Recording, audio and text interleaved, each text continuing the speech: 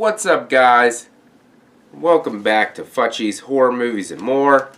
Once again, this is Matt, and this video is going to be a little different. It's not going to be a movie review. This one's going to be actually a script idea that I have if they would reboot Friday the 13th once it gets out of the courts and all that bullshit's over. And Jason's getting ready to go back to the camp and do a little slashing, you know? So I figured, I had an idea in my head. I figured, why not shoot a video on it? So last night I was writing down the idea and everything, and I figured I might as well shoot it today. So thanks for checking in.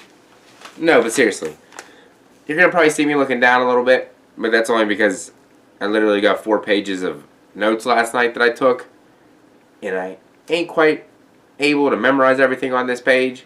So if you see me looking down, I still love you guys.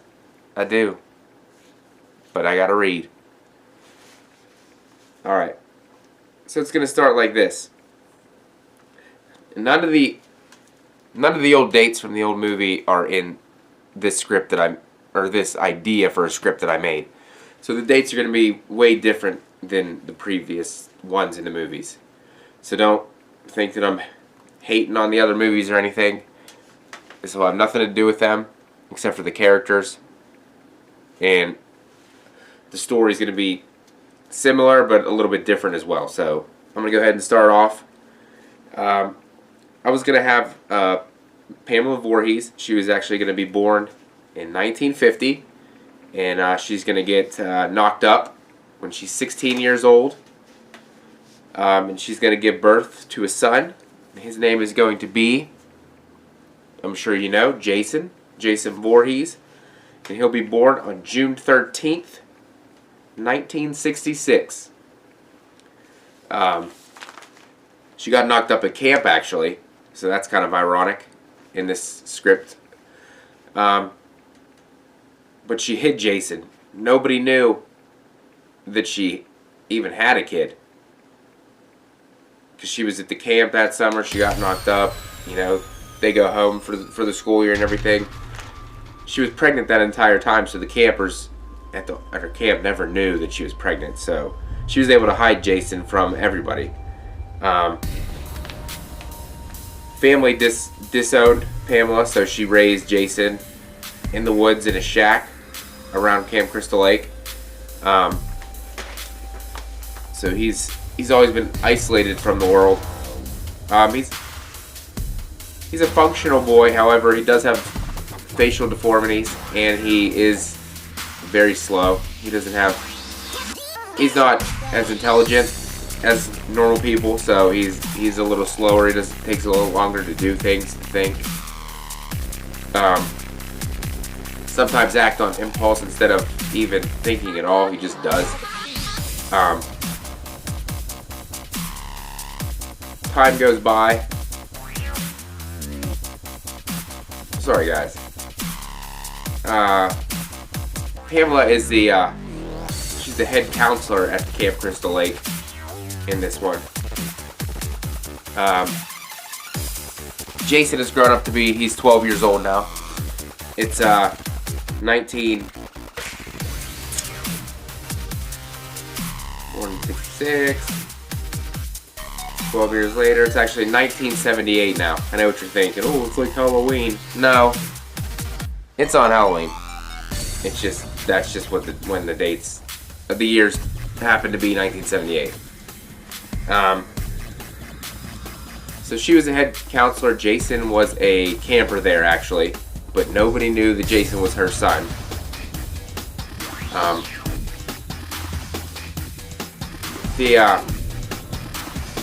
For this purpose, she changed Jason's last name. I don't know what she changed it to. That would be developed later, but his name is not Voorhees at this point.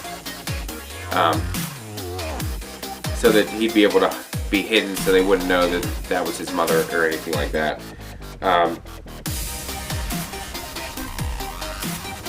Jason has had a rough time at camp, obviously, from his deformities, the bullies. at the camp would always pick on him, and they forced him out into the middle of the lake, which obviously he wasn't a very good swimmer, so he was believed to have drowned in the lake in 1978. However, somehow Jason was able to float to shore on the opposite side of the lake, and he actually lived, which none of the bullies or anybody at the camp ever even knew. They just assumed that he was dead, he drowned, and that was it, and they couldn't find the body. Mrs. Voorhees she didn't hear about this incident until hours later, so she didn't even know anything that even happened to Jason. But once she found out, she went searching around the lake and everything, and then on the opposite side of the lake, she stumbled across him. He was still breathing, still alive, barely, but he was. So she took him back to their shack in the woods and recuperated him, got him almost back to normal, except for now Jason couldn't speak anymore. Something happened. He was unable to speak. So that's until why in the later movies he never speaks, because this incident, for some reason or another, took away his ability to actually speak. Luckily, this was at the end. This was at the end of this camp year, so the campers were all cleared out, the counselors were cleared out, but Mrs. Voorhees and Jason were still living at that shack in the woods that nobody even knew about, because it was an isolated part of the woods, and nobody ever went on that side, so they didn't even think anything of it. At this point, Mrs. Voorhees is 38 years old, so 5 years passed, makes her 43. And guess what? Camp's opening up. It was shut down for the past 5 years. They didn't have enough funding or whatever, so the camp had to be shut for 5 years. But luckily they got enough funding this year, opening the camp back up, and Mrs. Voorhees is going back in as a head counselor. Well, no, at this point she's not even a counselor. At this point she's actually helping run the camp with the owners or whatever. But she goes in like nothing ever happened, because obviously they don't know that was Jason's mother. So, conveniently though, the counselors that are coming in to be trained are actually the 7 bullies that were messing with Jason that caused him to drown in the lake. So, they're about 18, 19 years old now, those kids. Pamela knows this because she noticed which kids were always picking on Jason. She kept that in the back of her mind, so she knew who they were. But never let the kids know. And this was her time to seek out revenge for what they did to Jason. As in the original, she takes them out one by one. But they have no idea that Pamela's the one doing it, because she's with them half the time, so they think that it's obviously somebody else. This one, there'd be more on-screen kills than the original Friday the 13th, how they would just like cut to a quick stab scene, go away, or show off-screen kill, then show the body. This one would be all on-screen kills. Nothing crazy or anything like drastic, but they'd definitely be on-screen kills for the times nowadays that, in the shadow stuff just ain't gonna cut it with today's audiences, I don't think. The final girl in this movie, her name would be Jess.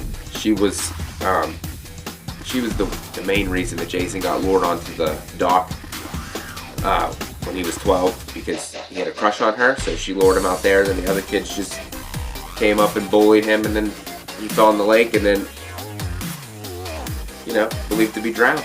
Mrs. Voorhees found this out back in 1978, but she was too busy worried about keeping Jason, keeping him healthy, keeping him strong, to care about messing with the bullies back then. So fate just had it that these kids would all come back to Camp Crystal Lake so she could get her revenge for what they did to Jason. Later, after Pamela killed all the other counselors, Jess happens to be the only one left.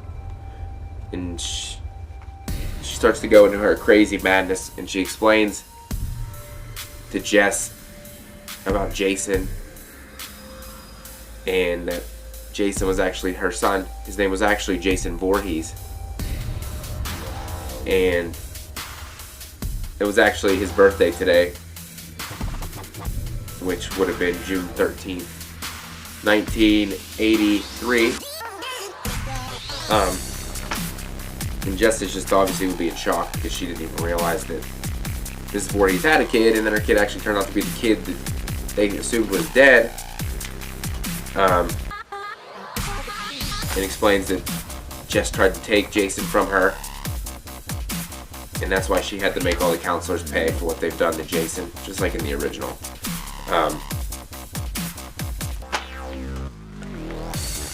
Then, as they're having their confrontation, then there's a loud bang of thunder and a large bolt of lightning that lights up the room, which distracts Mrs. Voorhees for a second, which gives Jess a chance to run. The chase ensues. They run through the woods, they run past the cabins and whatnot. Jess takes shelter in like a canoe rack, kind of like what they did in the reboot of Friday the 13th. All the canoes stacked up on those the wooden shelves. She hides inside of one of those canoes while Pamela's chasing her with a machete. One of the canoes was just hanging on the rack by like a thread. It falls off, hits the ground. Mrs. Voorhees turns around. She sees Jess over there. She cuts. She swings the machete. She hits Jess in the leg.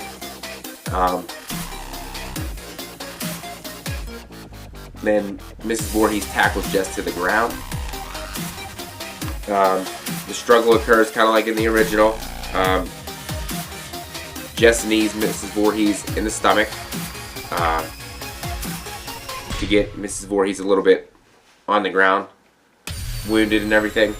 Then Jess crawls over to grab the machete. I know, just like the original. Mrs. Voorhees is coming back at her. Jess swings it, whacks it, gets Mrs. Voorhees right in the neck. But she doesn't go the whole way through. She gets it caught in the middle of her neck. And then Pamela falls off to the... Jess gives her a shove to the side. She hits the side of her head on a canoe, which would make the knife, the machete, go the whole way through the rest of the way. And then the blood would just be squirting out onto the canoe and onto the ground as her head rolls down the sand towards the lake.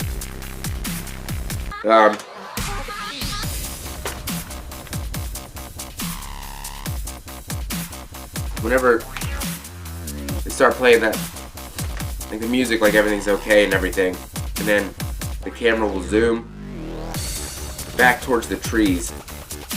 It'll start at the bottom and then raise to the top, and you'll see as it gets up the whole body, you'll see Jason sitting up. You realize you see somebody standing there with the sack over his head, and you realize that Jason actually left the cabin and watched everything that just happened. So he literally saw his mother beheaded, but as a human, not as you didn't know in the first version if he was real, if he was like a monster, if he was a zombie. You didn't know exactly what it was. In this one, he's actually gonna be human. Towering, he's probably about 6'1", 240. He's a big kid. well, at this point he would be, how old would he be? I changed all my numbers before this started, so let's go back and take a look. Give me 1 second. Yeah, he would be, Jason would still be 17, I believe.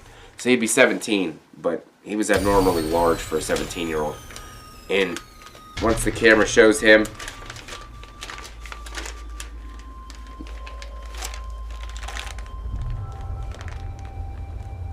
zooms in on his face, the screen fades to black, and the Friday theme plays, and then it sets up for the next movie. Because I think if you're gonna do a successful, little trilogy, you're gonna have to start it out with a bang. As much as people don't want to go the Mrs. Voorhees route, they kind of have to, just to get that origin story going again. And since they never remade technically the first Friday the 13th of Mrs. Voorhees, she was only in the reboot for about 5 minutes maybe, in a flashing screen scene. So I think if they start off this way, I think they'll be able to, draw in a new audience, plus get the old fans to love it again. And I think they'd be very successful. Start off that way, then bring Jason in and have Jason's evolution from the sack to the hockey mask. But I know that was a long video, guys. I know it was looking down at the paper, looking up at you guys, but I just need to get that idea out there. I really appreciate it. So hopefully you listen, hopefully you like it, hit that subscribe. I'm going to keep, like I said before, I'm going to keep pumping these videos out. And FACCI'S horror movies and more. If I have 1 subscriber, 100 subscribers, whatever, I'm still going to keep doing this because I love doing it. So, got one more thing to say to you guys. I'm going to change it up this time though. You have yourself a scary day.